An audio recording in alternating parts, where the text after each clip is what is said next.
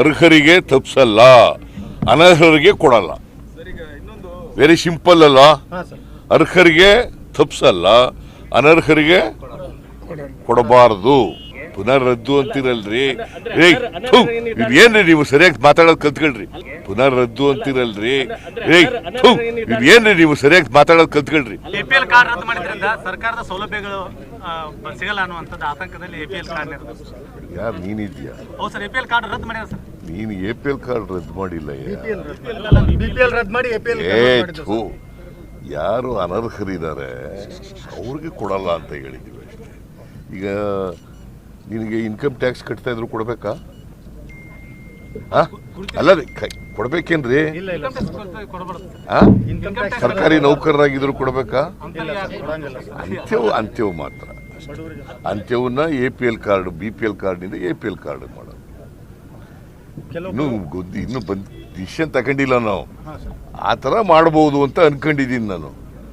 ಇನ್ನು ಫುಡ್ ಡಿಪಾರ್ಟ್ಮೆಂಟಿಂದ ಕ್ಯಾಬಿನೆಟ್ಗೆ ಬಂದಿಲ್ಲ, ನಂಬರ್ 1.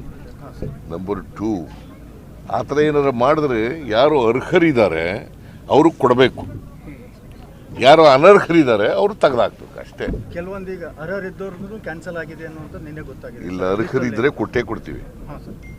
ಅರ್ಹರಿದ್ರೆ ಯಾರಿಗೂ ತಪ್ಪಿಸಲ್ಲ. ನಾನು ಭಾಳ ಕಟ್ಟುನಿಟ್ಟಿನ ಇನ್ಸ್ಟ್ರಕ್ಷನ್ಸನ್ನು ಕೊಟ್ಟಿದ್ದೇನೆ ಫುಡ್ ಆ್ಯಂಡ್ ಸಿವಿಲ್ ಸಪ್ಲೈಸ್ ಡಿಪಾರ್ಟ್ಮೆಂಟ್ನವ್ರಿಗೆ. ಯಾರು ಅರ್ಹರಿದ್ದಾರೆ ಅವ್ರು ಯಾರು ಕೂಡ ಕೈ ಬಿಡಬಾರ್ದು. ಪುನಃ ರದ್ದು ಅಂತಿರಲ್ರಿ. ಏನ್ರಿ ನೀವು ಸರಿಯಾಗಿ ಮಾತಾಡೋದು ಕಲ್ತ್ಕೊಳ್ರಿ. ಅನರ್ಹ ಅರ್ಹ. ಅದೇ ಸರ್, ಅನರ್ಹರನ್ನ ರದ್ದು ಮಾಡ್ತಿರಲ್ಲ, ರದ್ದು ಮಾಡಿದವರಿಗೆ ಗೃಹಲಕ್ಷ್ಮಿ ಯೋಜನೆ ಈ 2,000 ರೂಪಾಯಿ ಕಟ್ ಆಗುತ್ತಾ ಏನು ಸರ್? ನೋಡಪ್ಪ, ಯಾರು ಈಗ ಅದಕ್ಕೆ ಬೇರೆ ಇದಿದ್ದಾವೆ, ಮಾನದಂಡಗಳಿದ್ದಾವೆ. ಯಾರಿಗೆ? ಗೃಹಲಕ್ಷ್ಮಿಗೆ. ಯಾರು ಇನ್ಕಮ್ ಟ್ಯಾಕ್ಸ್ ಕಟ್ತಾರೆ ಅವ್ರು ಕಟ್ಟಕ್ಕೆ ಕೊಡಲ್ಲ ಅವ್ರಿಗೆ ಅಂತ ಹೇಳಿ. ಇದು ಬೇರೆ. BPL ಕಾರ್ಡ್ಗಳು ಬೇರೆ. BPL ಕಾರ್ಡ್ಗೂ ಅದಕ್ಕೂ ಹೋಲಿಕೆ ಮಾಡಕ್ಕೆ ಬರಲ್ಲ.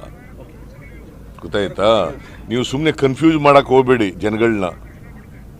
ಕೇಳ್ರಿ, ಜನಗಳ ಕನ್ಫ್ಯೂಸ್ ಮಾಡಕ್ ಹೋಗ್ಬೇಡಿ. ಅರ್ಹರಿಗೆ ತಪ್ಪಿಸಲ್ಲ, ಅನರ್ಹರಿಗೆ ಕೊಡಲ್ಲ. ವೆರಿ ಸಿಂಪಲ್ ಅಲ್ವಾ?